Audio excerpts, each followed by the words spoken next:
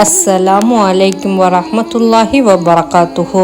நாம் என்னதான் இந்த துன்யாவினுடைய தேவைகளுக்காக அல்லாஹ்விடம் மண்டாடினாலும் நம்மளுக்குன்னு ஒரு ஆசை உண்டு. நாம் மவுத்தாகும் போது ஈமானோடு அல்லாஹ்வினுடைய திருப்பொருத்தம் அடைந்தவர்களாக நம்ம மரணிக்கணுங்கிற எண்ணம் நம்ம எல்லார்ட்டையுமே இருக்கும். ஹஜ்ரத் ஹாஜா குதுப்தீன் காஹி ரஹ்மத்துல்லா அவர்கள் சொல்றாங்க, சாலிஹானவங்கள்ல ஒருவராக நீங்க ஆகணும்னு நீங்க விரும்பினீங்கன்னா இந்த துவாவை காலையிலும் மாலையிலும் 7 தடவை ஓதி வந்தா நீங்க சாலிஹானவர்களில் ஒருவராக ஆகிவிடலாம். அதே போல இந்த துவாவை ஹஜ்ரத் யூசுப் அலைஹிஸ்ஸலாம் அவர்கள் தொடர்ந்து ஓதி வந்ததாக குர்ஆன்லயும் சொல்லப்பட்டிருக்கிறது.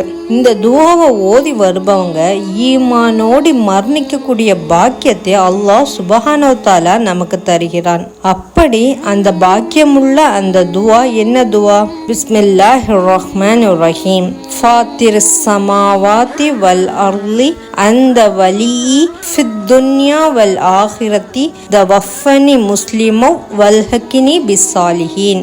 வானங்களையும் பூமியையும் படைத்தவனே, இம்மையிலும் மறுமையிலும் எனது பொறுப்பாளன் நீயே. என்னை நீ முஸ்லிமாக மரணிக்க செய்து நல்லோர்களுடன் சேர்த்து வைப்பாயாக.